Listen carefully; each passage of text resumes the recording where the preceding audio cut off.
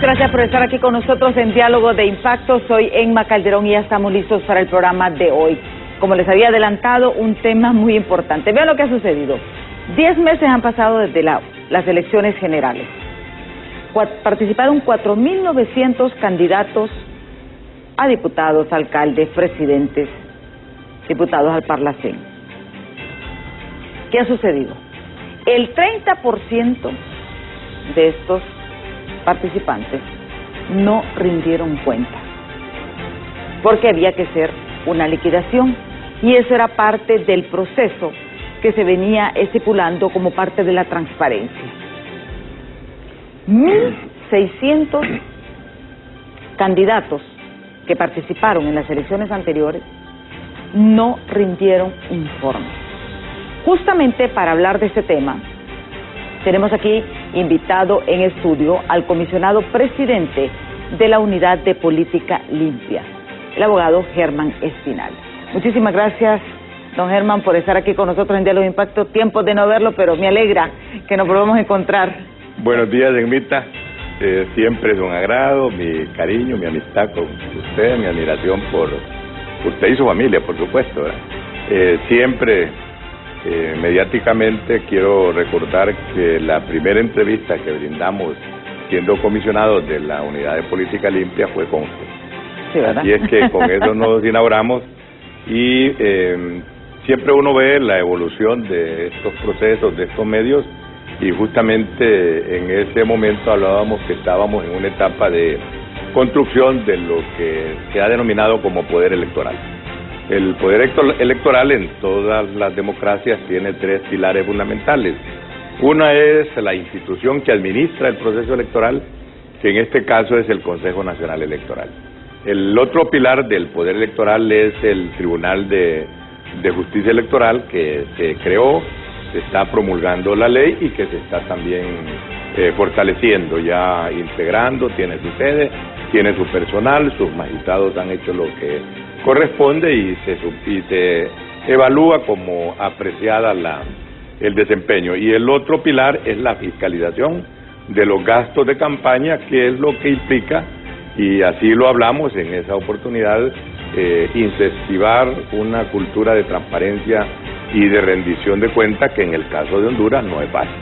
¿Por qué? Porque el mayor obstáculo que tiene Honduras, no es una noticia nueva, es el obstáculo de la corrupción, ¿verdad? Es decir, de alguna manera la Unidad de Política Limpia se crea en ese marco de la esperanza que produjo la MASI, justamente que se vio como el pulso entre la corrupción y la democracia pudo la corrupción. La MASI fue vencida supuestamente para beneficiar a los autoritarios, pero yo creo que el deseo de la sociedad hondureña, de los medios, el periodismo democrático progresista, dentro de los cuales su medio hace una gran contribución, es que tenemos esperanzas y creo que se va a dejar un legado de fortalecimiento del poder electoral. Voy a ponerle un ejemplo, periodista Emma Calderón. En Panamá hace unos 15 años el poder electoral ni siquiera podía hacer una elección. Tenían que buscar asesoría, ayuda. Augusto Aguilar, que es un experto en esto, me contaba cómo ellos recurrían en auxilio, hasta Honduras iba en auxilio de Panamá. Hoy Panamá es un modelo de poder electoral fuertísimo, se convierte en una autoridad a la par de la Fiscalía de la Nación, de la Contraloría de la República, que es una institución muy poderosa. Eso quiere decir que nosotros podemos, en los pasos que se van dando en Honduras con todas las dificultades, dejar un legado de estas tres instituciones, sumado a esto, un registro nacional de las personas fortalecida, que le produzca un buen censo electoral, que evite el fraude. Y luego comenzar a hacer alianzas operativas institucionales que nos permitan perseguir el delito electoral, periodista Calderón. Vemos el ejemplo ahorita de Chile, ¿verdad? El mismo presidente Boris, los críticos, los analistas, dicen después de todo, es la institucionalidad chilena la que administró este proceso electoral y lo respetamos y creemos en el resultado y por lo tanto el pueblo no. Y habló en estas elecciones y ahí tenemos una herencia institucional de los que construyeron el Estado y la sociedad chilena, que es un modelo y es un ejemplo sobre todo en materia electoral. Tuvimos ese plebiscito, nos dio un resultado y ese resultado tiene que ser respetado, nos guste o no nos guste. Sí, y yo sé que no es fácil, yo sé que no ha sido fácil para ustedes, por ejemplo, si bien es cierto, desde que se creó la Unidad de Política Limpia fue con el hecho de evitar que fondos de crimen organizado, lavado de activos, corrupción, invadieran o interfirieran durante el proceso, porque hay una ventaja el que tiene más fondos, obviamente, ¿verdad? Sí. Pero ¿cómo ven ustedes, por ejemplo, de que muchos de los candidatos políticos ligados con narcotráfico, la salida del expresidente, todo el dinero que se movió, por ejemplo, de la corrupción para proponer la reelección presidencial, todos estos aspectos, ¿cómo lo valora usted? Usted que ha sido un fuerte crítico de esto y que ha sido ustedes realmente uno de las cosas que se quiso evitar con esta Unidad de Política Limpia, pero siempre se infiltraron. Bueno, yo no voy a ser ingenuo, ni con usted, que es una persona de un nivel periodístico que ha acumulado pues la experiencia de vivir en nuestro país, de decir que la creación de la unidad evitó que se infiltrara el fondo de origen incierto, justamente de las amenazas que son el crimen organizado, el narcotráfico, el lavado de activos y por supuesto el tráfico de influencia. Eso ha estado presente y lo más evidente, yo diría no vergonzoso, porque al final yo creo que ya no tenemos vergüenza, ¿verdad? Fue evidente cómo en los juicios abiertos en la Corte Sur de Nueva York, mientras los fiscales y los jueces se preparaban para formidables procesos de aplicación de justicia, en Honduras ningún operador de justicia tenía un elemento relacionado con estos casos. Sí. Y en el resto, pues lo que teníamos era complicidad, acompañamiento, lo que teníamos era hacerle el mandado a estas amenazas a la democracia. Vergonzosamente, el país cayó, como dice Naciones Unidas en su discurso, fue secuestrado por fuerzas no democráticas que evitaron incluso el desarrollo. Hay una dificultad existencial del hondureño, tenemos menos expectativas en el corto y mediano plazo, las esperanzas casi como que se quisieran disolver en el momento. El mismo hondureño tiene poca esperanza y las opciones que le quedan es esta diáspora grosera de la migración y por lo tanto entonces el hecho de que se estuvo en presencia de los aportes que pudo hacer, hay una zona de riesgo que se marcó con el mapa de riesgo en la zona norte, que es lo de la Moquitia hasta la zona norte, donde municipalidades completas fueron electas por el narcotráfico. Sí. Los fundamentos que yo le digo para esta época no pueden ser racionalizados en un fundamento probatorio, como dicen los colegas abogados, sino que por la experiencia. Don Mario Rivera, por ejemplo, y un expresidente del Banco Central eran los financistas de los procesos electorales y ellos sí sabían exactamente quién y quiénes le habían dado plata a los candidatos. Hoy sí sabemos cuánto costó la elección. Eso le iba a decir, ¿cuánto costó la elección? Más o menos se estima como en 1.300 millones. 1.300 millones de lempiras. Y un colchón que puso el narcotráfico, ¿verdad? Es decir, lo que consiguieron los candidatos para poder participar en elecciones primarias. ¿Y ese colchoncito de cuánto estaríamos hablando? Algunos analistas como El Faro, otros grupos de especialistas pueden hablar de unos 300 millones. Y algunos dicen 200 millones de dólares, ¿verdad? De dólares. Es decir, que metieron independientemente de lo que declararon, ¿verdad? Nosotros hemos afinado mucho, hemos tenido el apoyo. ¿Usted cree que 1.300 millones estábamos hablando? Costó el total. 1.300 millones costó todo el proceso electoral, incluyendo todo, legalmente, sí, legalmente, para explicarle. Lo que se tiró bajo la mesa, que es el dinero que manejan en efectivo, eso sí. Eso no se controla, no es fácil controlarlo. Hay mecanismos, el huello deja, la plata del narcotráfico deja una huella impresionante, ¿verdad? Es decir, se le sigue y se puede rastrear y se puede llegar al final de él. Nosotros desarrollamos un mecanismo que se llama monitoreo insisto que hay empresas que lo pueden hacer. Pudimos determinar cuántos stickers, cuántos banners, cuántos minutos de radio y televisión dedicaron los candidatos para hacer su propaganda. Y a veces nos llegan en los informes financieros, a veces el político nuestro es muy prepotente, ¿va? Y muy fanfarrón.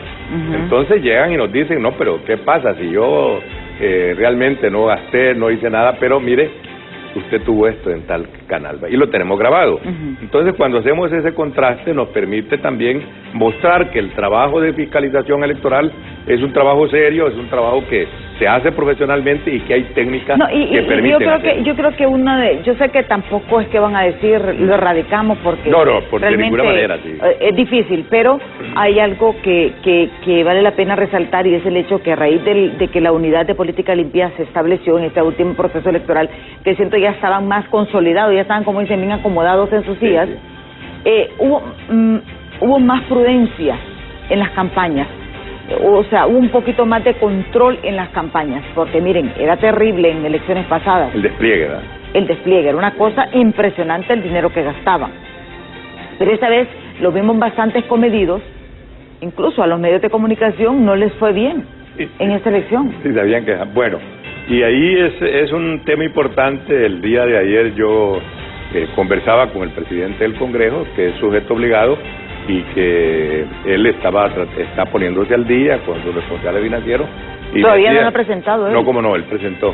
Pero tuvo ¿cómo se llama? Algunos inconvenientes de información, ¿verdad? Y yo le decía, mire, usted llámenos a nosotros directamente, no busque otros medios para poder resolver sus asuntos, porque usted es una figura pública importante que ha peleado justamente en un partido anticorrupción, y eso le ha dado un valor. Tenemos todo el apoyo, justamente quedamos con él en hacer una reunión para revisar la ley nuestra, que uno de los temas que vimos en esa primer comparecencia con usted fue las limitaciones de la ley, ¿verdad?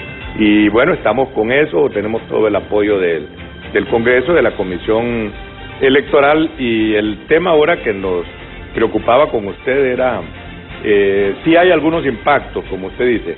El 70% de los candidatos que corrieron para ser electos alcalde, diputado y presidente, y los movimientos políticos y los partidos que según la ley tienen que hacer informe, presentaron su informe de gastos de campaña. Bueno, esto es un éxito porque en los demás países donde se crean las unidades de fiscalización se lograron impactos a los 12, 16 años, que es el caso de México, en el mismo caso de Colombia, por dificultades que tuvieron en el pulso entre fiscalizar y no fiscalizar, ¿verdad? Porque el candidato no quiere que lo fiscalice, ¿verdad? Entonces va a resistir, se va a hacer uso de todos los medios para evadir los procesos de fiscalización.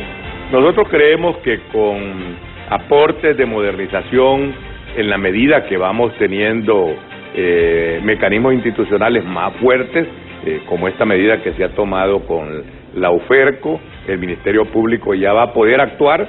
De hecho, después de las elecciones, usted tuvo como resultado que 7 delegados de mesa fueron enjuiciados y fueron condenados por delitos electorales. Es la primera vez que eso ocurre. Sí. Y ese es un mensaje contundente y directo en un proceso electoral para el ciudadano que quiere más transparencia y que quiere creer que el resultado de sus elecciones son transparentes. Y eso es importante. Entonces vemos ya que hay una posibilidad de que lo que la ley nos dice, que debemos de tener coordinación con la SAR, con el Ministerio Público, con el Tribunal Superior de Cuentas, se convierta en una realidad, y con el mismo Ministerio Público y la misma Comisión Nacional de Bancos y Seguros. Sí. Ahora bien, dentro de estos 1.600 candidatos que no presentaron estados financieros, ¿hay candidatos presidenciales? ¿Presidenciales? No, todos los partidos políticos grandes, la presidenta, por ejemplo, Partido Libre presentó una declaración de aproximadamente 6 millones, y ahí entonces sí uno puede hacer un análisis que no es la inversión en dinero lo que le garantiza el triunfo, sino la coyuntura y el momento en que se producen esos desenlaces electorales, ¿verdad? Sí, porque ellos trabajaron. ¿Ustedes monitorean también redes sociales? Todas las redes sociales, sí, pero la ley no nos permite, ¿cómo se llama?, sancionarlo, ¿verdad? Porque las redes son hay un debate todavía entre los medios de comunicación si las redes son parte de una maduración de la libertad de expresión o debe de regularse en algún momento. Ya hay casos en los cuales las redes están siendo judicializados. Creo que el último caso es este de Nayib Bukele con un periodista en el caso de El Salvador. No se sabe si va a ser judicializado, pero ese tipo de situaciones son las que nos... Pero sin embargo tenemos un control de lo que se gastó en las redes. Yo le puedo decir cuánto... Por ejemplo, Papi a la Orden, él declaró cuánto había invertido en redes sociales y le dio muy buen resultado. Hubieron otros candidatos que no hacían inversiones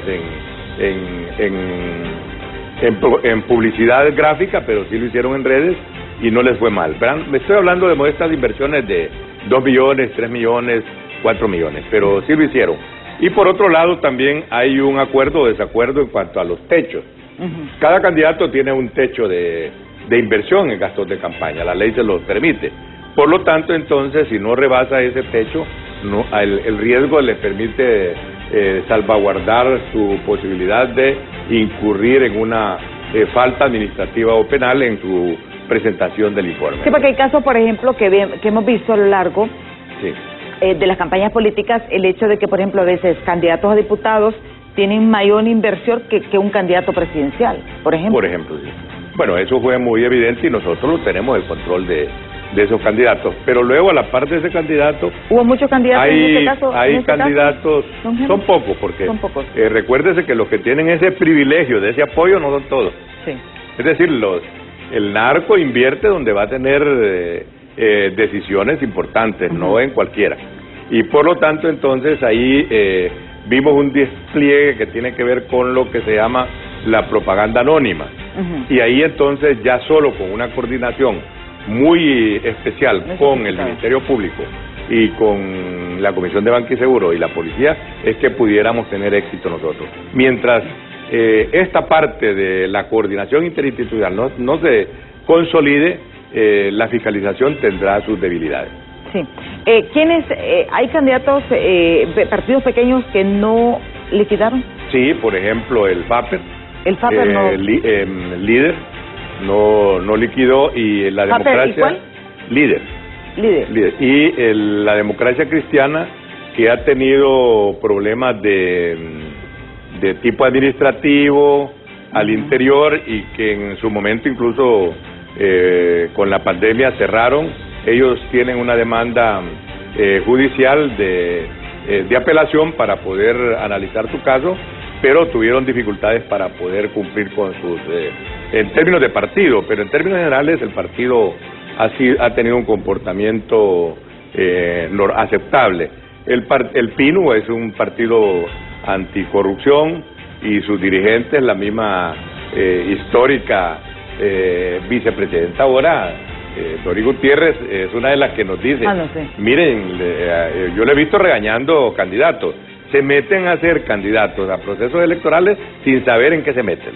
No conocen la ley, no saben que tienen que rendir cuentas, y ella es como un símbolo de transparencia y de una manera especial le tenemos mucho aprecio y mucho cariño como mujer, por supuesto. Mita, esta es una época de mujeres. Y ahí pues hay que recordar que usted es maestra, ¿verdad? Sí. Que hubo una época en que en Centroamérica se habló que había que gobernar como normalista, es decir, con cariño de maestro. Y Honduras, que es un país tan sufrido, tan empobrecido, requiere ese cariño de mujer, de madre. Un calor humano. Y yo espero que doña Xiomara tenga esa virtud de poder tratar de manera especial esta sociedad tan... En el caso, por ejemplo, del Partido Salvador de Honduras... Bueno, Salvador, yo le voy a decir, tengo muy buena comunicación. Salvador ha sido mi amigo de siempre, de toda la vida. Es muy especial él, pero no, él siempre está pendiente del cumplimiento, se enoja cuando no le damos respuesta rápida porque él quiere que mañana los auditores y los legales le digan aquí está ya su... Pero él tuvo una situación especial, lo hemos hablado, que él dejó de ser sujeto obligado cuando se convirtió en candidato presidencial. Sin embargo, ese periodo que fue candidato lo reportó, hizo su reporte de informe una inversión modesta. Él es un hombre mediático, como noticia personal, y a veces ahí tenemos reclamos de muchos medios, incluso candidatos que nos dicen, pero Salvador hizo propaganda. Es que él es noticia. Sí. Y es bien difícil. Y mi modo, entonces ahí valorar. Es que también hay que valorar lo que es información. Lo que él contrató y lo que es noticia. Exactamente, lo que es información y lo que es publicidad, porque son dos cuestiones bastante diferentes. Exactamente, y hay que aprender eso, hay que estudiarlo. Pero es que ahora todos los periodistas quieren la casa de la presidencia. Porque son, como se llama, un motivo noticioso. Sin embargo, ha cumplido y es una persona que también mediáticamente está incidiendo en que las cosas se hagan bien, ¿verdad? Yo quiero creerle, pues, como amigo y como usted yo sé que usted es una persona bastante autocrítica, don Germán. ¿Usted realmente valora que el trabajo que ustedes han realizado en la Unidad de Política Limpia ha llenado las expectativas del pueblo hondureño? Bueno, hay ratitos en que uno quisiera salir corriendo o tirar la toalla, ¿verdad? Cuando esto yo no sé si lo comentaba en algún momento con usted, se nos propuso, a mí nadie me puso una condición: tenés que hacer eso, tenés que atender una orientación, tenés que coger línea o evitar que a fulano de tal se le pongan algunos problemas. Ustedes van a tener la capacidad de hacerle feliz la vida o arruinarle la vida a un candidato. Fue como un comentario, recuerdo, que me hicieron cuando hubo esta propuesta y cuando estuvimos en el proceso de selección. Quizás, pero es un tema que no es solo para un funcionario público como la Unidad de Política Limpia. Yo creo que la administración pública en general, la administración de aduanas, el que está en el INSEP, el que está en un ministerio, hay momentos en los cuales usted dice, bueno, esto se puede trabajar mejor si se moderniza. Usted se recuerda, yo he estado en procesos de vanguardia de la modernización del Estado. Si usted tiene un pasaporte en 20 minutos, fue una obra que nos metimos a fondo. Si usted tiene un control biométrico en las aduanas, en los aeropuertos, en los consulados, nos metimos a fondo buscando recursos, asistencia técnica, aprendiendo, y hay gran parte de estos procesos de modernización que se han hecho. Teníamos limitaciones presupuestarias. Cuando el coordinador de la MASI nos dio un presupuesto, nosotros nos pusimos bien alegres. Al final del año nos dieron 5 millones. 5 millones. Es difícil porque es decir, tuvimos entonces monitorear tanto medios, redes sociales, monitorear campañas políticas requiere mucho presupuesto. Prácticamente ustedes trabajaron con las uñas. Con las manos. Hoy estamos mejorando, ¿verdad? Está mejorando. Sí. Vamos a tener que hacer nuestra pausa. Por supuesto. Tenemos algunos compromisos, pero cuando regresemos vamos a continuar conversando con el abogado Germán Espinal, que es el comisionado presidente de la Unidad de Política Limpia, sobre qué procede con estos 1.600 candidatos políticos a cargo de elección popular de las elecciones anteriores. ¿Qué procede? ¿Qué sanciones vienen si ellos no presentan esta liquidación? Esto cuando volvamos.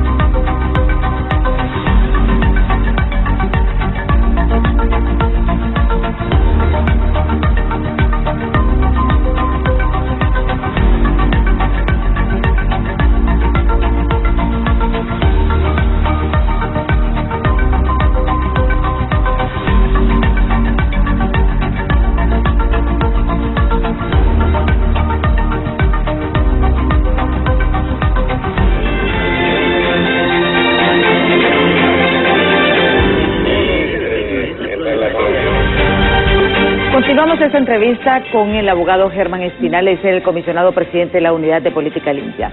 En el primer segmento, datos muy reveladores, datos muy interesantes nos dio el hecho pues de que son 1.600 candidatos que no presentaron sus informes financieros. Que la campaña política del 2021, escuche bien, costó aproximadamente 1.300 millones de lempiras, legalmente, la parte que ellos pudieron fiscalizar. Sin embargo, hay analistas, especialistas que aseguran que de parte del narcotráfico sí hubo un financiamiento entre unos 200 y 300 millones de dólares, que casi prácticamente sería el doble. Pero eso es lo que sucede en Honduras. Realmente, como él dice, es difícil erradicar la corrupción, erradicar la mano del narcotráfico, del crimen organizado en los cargos de elección popular, porque hay comunidades que son controladas por ellos. Pero bueno, esto es parte de este proceso. Ahora bien, con estos 1.600 candidatos que no presentaron sus estados financieros conforme a ley y en debido tiempo, ¿qué va a suceder, abogado? ¿Qué es lo que procede realmente? ¿Qué es lo que estipula la ley de la unidad de política limpia? Bien, hay una parte de la ley que es la parte sancionatoria. Y en este tema uno debe de hacer reflexiones respecto a la calidad de democracia y de instituciones. Por ejemplo, nosotros quisiéramos como ciudadanos que no hubiera defraudación fiscal, que no hubiera contrabando, que no hubieran homicidios. Y no es el objetivo per se o por lo que nos anima de manera morbosa poner sanciones, ¿verdad? Sí. Nosotros quisiéramos decir, miren, de los candidatos que participaron, solo 10 no presentaron y esos 10 que cometieron un error fueron los sancionados. Hay un grupo de 1.600 candidatos que no presentaron hasta el 31, fin de mes de septiembre Porque ustedes dieron prórroga también. Sí, el Congreso promulgó una prórroga, ¿verdad? Justamente que es la que finalizó este mes, el mes de agosto. Hoy ya estamos trabajando con los auditores y con los asesores legales para aplicar la sanción. La sanción es de 10 salarios mínimos, 15 salarios mínimos y 20 salarios mínimos, según sea el movimiento político interno que participó en primarias y que no rindió informe.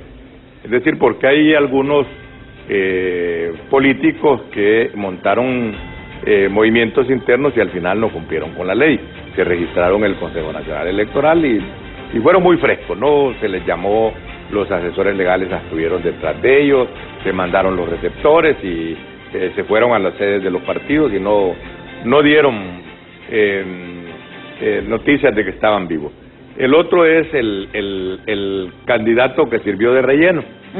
Ese es un tema muy especial porque aquí vino una discusión que fue mediática en su momento, histórico, que la democracia en Centroamérica se fortalecía si habían partidos políticos, ¿verdad? Entonces, entre más partidos políticos, más democrático era el país, pero se llegó a un análisis que concluyó en que el oportunismo político se enriquecía en esos procesos electorales. El fenómeno más clásico fue el caso de Guatemala. En Guatemala llegaron a haber en un momento casi 35 partidos y eran 35 presupuestos que terminaban en escándalos de corrupción. Es decir, esos dirigentes armaban un partido de la noche a la mañana, lo inscribían legalmente y de ahí terminaban en corrupciones, ¿verdad? Presidentes que fueron extraditados, encarcelados. El Salvador fue similar y en Honduras casi se monta un teatro de este tipo con personas que el presidente Ascona decía, aquí hay unos Vivianes, decía el presidente, que no quieren trabajar, pero la política les da un chance de echarse unos pesitos a la bolsa, decía el ingeniero Ascona, y se vio ese intento de querer aprovechar toldas políticas para hacer partidos y hacer rellenos. Estos grupos son los que encuentran un ciudadano, le dice, préstame la tarjeta de identidad que te voy a proponer de candidato a la presidencia o a diputado o alcalde de tal lado porque hay que llenar planillas y hay que inscribirnos y hay que registrarnos. Eso desaparece. Eso no creo que sea fácil, van a ser sancionados, van a tener algunas dificultades cuando deseen hacer algún trámite. ¿Qué sanciones estipula la ley hasta ese momento? Son 10 salarios mínimos 10 salarios mínimos. 15 salarios mínimos y 20 salarios mínimos, que puede llegar hasta 250.000 empiras, por no haber cumplido con la sanción. Hay otro procedimiento que es la inhabilidad sobrevenida, pero ese es un procedimiento casi imposible de aplicar. El tiempo de aplicación es como de un mes. El procedimiento, el medio probatorio debe de hacerse casi al final del proceso de elecciones, y creo que eso se quedó en la ley como una ficción legal. Va a haber que perfeccionar esa posibilidad y va a corresponder... Pero sí, por ejemplo, un candidato que no presentó su liquidación en esta elección y quiere volver a participar, ¿va a haber algún tipo de...? No hay sanción en la ley. Nosotros tenemos un sistema de foros de debate con sociedad civil en todas las regiones, y una de las sugerencias que se está planteando por partidos políticos, por sociedad civil, organizaciones de productores, de empresarios, nos dicen que en la nueva propuesta de ley, tanto electoral, se incluya la inhabilidad de este candidato que no cumplió con la ley, ya sea por un periodo o por 2 periodos consecutivos. Esa es una de las reformas que le vamos a proponer al presidente del Congreso, que nos va a recibir en una nueva oportunidad. Ya lo conversábamos el día de ayer, y que la Comisión de Reforma Electoral también nos lo está planteando. Es decir, hay que afinar los mecanismos disuasivos. Yo creo que aquí lo más importante como hondureños que queremos es que estas reformas se hagan a tiempo, no sobre la marcha. Yo creo que si hay una reforma a la ley de la unidad de política limpia, que se haga en estos momentos. Si hay una reforma de la ley electoral, que se haga en estos momentos y no a última hora, que eso realmente es lo que nos daña y deja ese mal sabor realmente de la transparencia, que un día antes de que termine el término están haciendo reformas. No puede ser. Bueno, yo creo que hay en este momento mucho camino recorrido, hay mucha experiencia acumulada, hay buenas prácticas, tenemos buenos vecinos que nos pueden ayudar, como este caso que hemos estado analizando, el caso de Panamá, que se ha convertido en un soberbio poder electoral y poder cívico y legal también. Y como me decía Augusto Aguilar y otros expertos, hay 2 Aguilares hay por ahí que son expertos en temas electorales, estamos listos, todos los entes del Poder Electoral, el Consejo Nacional Electoral, el Tribunal de Justicia Electoral, la Unidad de Política Limpia, registro, y hay una disponibilidad de la comunidad internacional, tanto de la Unión Europea como del Programa de Naciones Unidas, el gobierno de Estados Unidos, Canadá, España, que nos quieren ayudar en esta materia para fortalecer el poder electoral, dejar un legado. El futuro coordinador o presidente del CNE, don Julio Navarro, me planteaba, y con Kelvin, el abogado Kelvin Aguirre, que ha tenido un desempeño profesional admirable, yo le tengo respeto y aprecio, fue un comisionado, y debo decirle que... Aunque perdió las elecciones... Bueno, sí, pero él tuvo un desempeño, ¿cómo se llama?, respetable y profesional. Y él me decía que era posible que nos pudiéramos concentrar todos en tener ya un edificio propio que albergue todas las instituciones. Sí, porque ustedes todas las instituciones están separadas, terribles, separadas, y ese edificio del Consejo Nacional es un riesgo. No sé. ¿Sabe que ahí murieron 9 personas, 9 altos funcionarios del COVID, por el hacinamiento que hay? Entonces es urgente prácticamente tomar una decisión, incluyendo un funcionario como era el licenciado Valladares, Darío Valladares, que nos apoyó tanto, y yo debo hacer ese reconocimiento, los planificadores, informáticos, gente de catastro, personal técnico de alto nivel, se nos fue con el COVID. Logramos sobrevivir con algunas medidas de bioseguridad, pero se necesita dejar un legado en un proceso de fortalecimiento del poder electoral. Sí, y creo que es importante que todos estos organismos electorales se unan y armen un solo bloque y con tiempo, para no andar a la carrera. Realmente es lamentable que ni siquiera tengan sus propias bodegas. Yo no sé dónde tienen los archivos, no sé realmente qué sucede con toda esta información electoral. Bueno, y eso es importantísimo, porque una de las grandes cuestionamientos fue el sistema del respaldo de la información digital que se tuvo en el proceso electoral. El Consejo Nacional Electoral tiene un equipo de profesionales que se ha fortalecido actualmente. Nosotros lo tenemos también, hemos desarrollado una plataforma electrónica, electoral, que le va a permitir al candidato a alcalde que desde su municipio, aún con luz eólica o solar, puede hacer su informe. Sí. ¿Verdad? Y ayer lo conversábamos con el presidente del Congreso, él montó su informe vía electrónica. Y esas plataformas van a estar amigablemente diseñadas, o ya están, para tener toda la información que debe de acumular una institución de tipo electoral. Y quiero comentarle que de todo el desarrollo informático que tuvo el Consejo Nacional Electoral, lo que hicieron con empresas privadas desapareció, y lo que hicieron los desarrolladores locales, empleados del Consejo, está por ahí, sí, y es parte del acervo. Cuando nosotros queríamos buscar información de procesos electorales anteriores que fueron manejados por terceros, no tuvimos acceso a esa información. Se dificulta guardar esa memoria, los servidores se dañan, los equipos están a la intemperie, se meten en furgones. Entonces ahí tenemos un tema de abocarnos a la perfección, en la cual varios gobiernos han querido vivir esa aventura extraordinaria que es llegar a un gobierno electrónico. Sí, y yo creo que es muy importante. ¿Usted cree que, por ejemplo, sería para las próximas elecciones tal vez una realidad llegar al voto electrónico aquí en Honduras, abogado? Bueno, ya se han dado pasos, hemos tenido pasos que ya se puede hacer un cotejamiento del voto en la mesa electoral, ya eso no es nada nuevo. O sea, es posible que tengamos donde haya internet, donde haya este medio de comunicación, colocar la huella digital e inmediatamente tener la respuesta, verificarla de que el que está votando es la persona y evitar el fraude. O sea que hay medios electrónicos que nos pueden ayudar a evitar el fraude, como se hace cuando uno va a cambiar un cheque y ya el banco tiene ese aplicativo en el cual no es la firma sino que la huella en tiempo real coloca su huella y le dicen este es el dueño del depósito bancario. Y por otro lado entonces tendríamos esa posibilidad real de tener experiencias ya en América Latina, México, Venezuela, Chile, de sistemas mixtos en los cuales se combina parte digital, parte física, como lo hemos hecho, y hay países donde la ética y la moral es la garantía del resultado. Es el caso de Uruguay. Sí. Usted llega a la urna, yo lo vi una vez, y dice yo estoy en tal barrio y yo soy fulano, pero mire, cuando vine se me cayó la cartera. Y se le cree, se registra. Otra persona dice yo lo conozco en el barrio, ahí vive, y el resultado no hay fraude, y hay entonces una confianza en la ética y la moral. Y Uruguay es tan transparente y tan creíble como cualquier país moderno del mundo.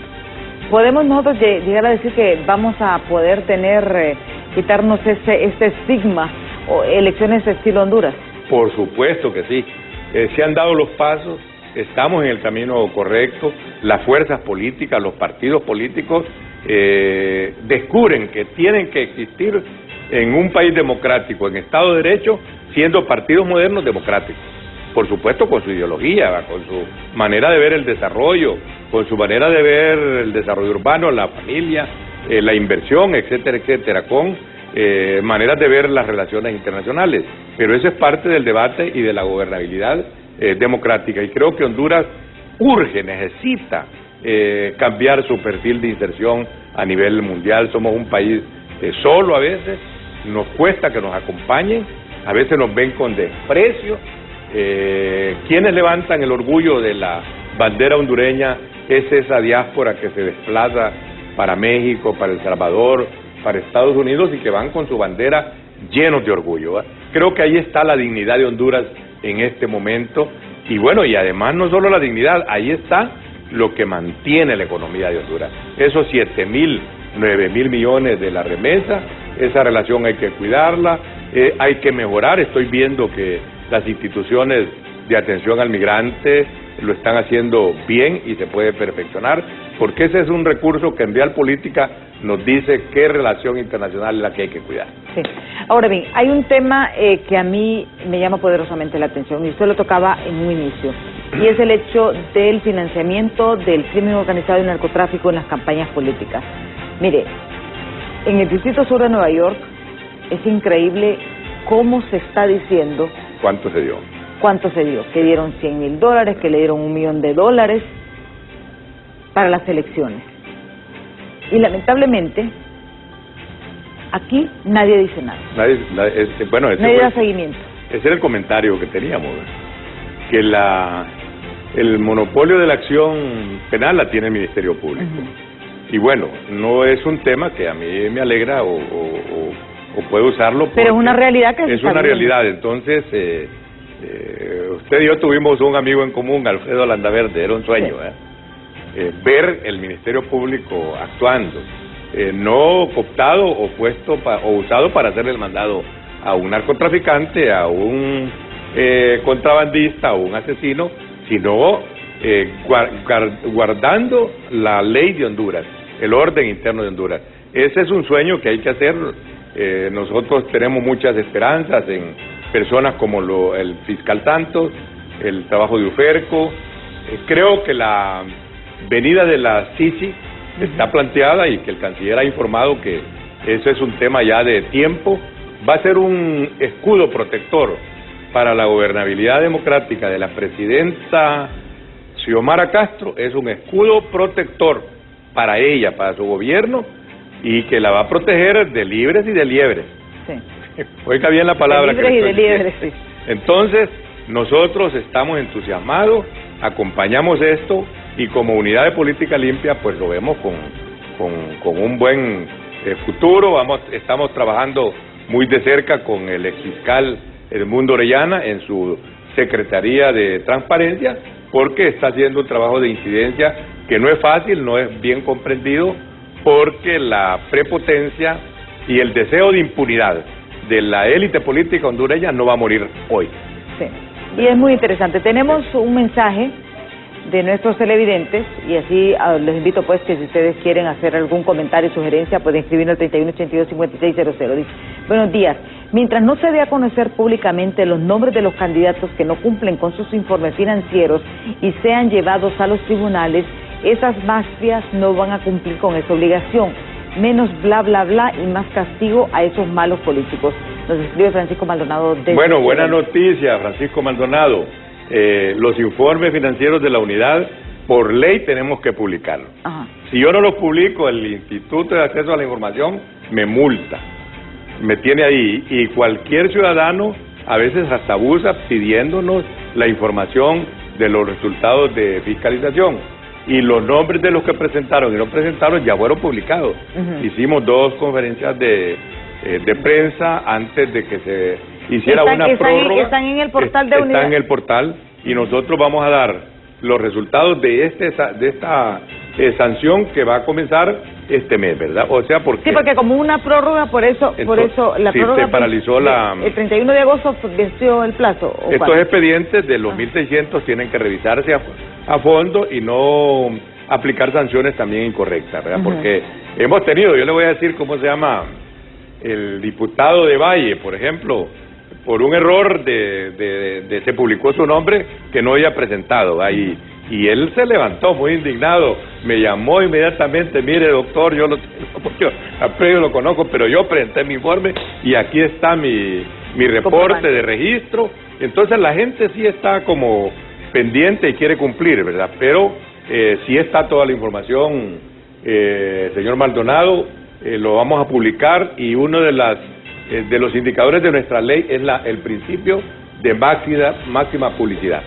Sí. ¿Verdad? Ese es un principio, y creo que la verdad es la herramienta más fuerte de la transparencia. Así que ustedes esperan que la presidenta Zelaya abolió la ley de secretos. Sí. Hay que promulgar una nueva ley, ¿verdad? Eso sí, porque se abolió esa, pero no se sabe en qué estamos, porque hay un principio de habeas data que también protege la información de las personas. Pero fíjense que aquí a uno le exhiben, pero los que infringen la ley grandemente, por ejemplo, los que evaden el fisco, sí, los que evaden estos informes, a todo el mundo los protege, porque usted no puede. Sí, hay un vacío, hay un limbo todavía. Exactamente. Que se está, me comentaba el doctor Edmundo Orellana, que es un maestro en derecho administrativo y ¿cómo se llama? Un hombre dedicado a su vida, a la transparencia. Esto lo van a resolver, a proponer iniciativas que nos permita ordenar esta parte de la jurisprudencia, de la jurisdicción, que es al abolirse la ley de secretos, que es lo que hay que promulgar una nueva normativa legal que permita asegurar mejor cómo se va a administrar la información de las personas, porque ahí compiten dos derechos, el habeas data y este derecho del pueblo a tener acceso a la información pública. Sí. Y yo creo que aquí es bien importante que hay tiempo. ¿Usted cree que ya casi estamos finalizando el programa, abogado?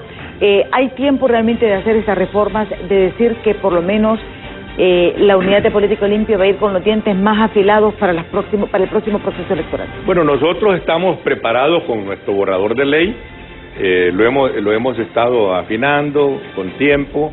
Una de las organizaciones de la Unión Europea, el Instituto Holandés, nos dio un apoyo con un experto para hacer esto. Nosotros tenemos nuestro propio personal que ha trabajado, lo estamos turnando entre las instituciones, mandando los borradores al Congreso, a la Comisión Electoral, a los expertos de las Naciones Unidas y de la Unión Europea para que nos ayuden a tener una ley que no es compleja y que se puede mejorar para poder darle al Poder Electoral una característica de dos palabras que contribuya a la confiabilidad y a la credibilidad del hondureño.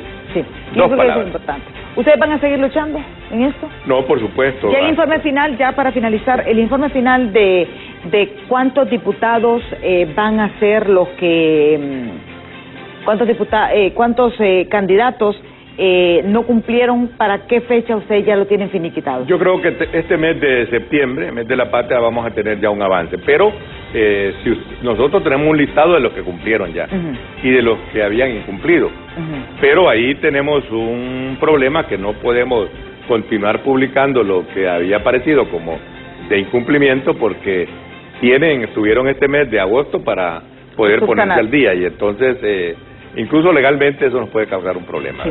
Si continuamos publicando. Vamos a estar pendientes. Muchísimas gracias, abogado. No, es un agrado y volver a su estudio, deseándole éxitos y seguir acumulando nuestra admiración y amistad en Vita Calderón. No, muchísimas gracias al abogado Germán Espinal.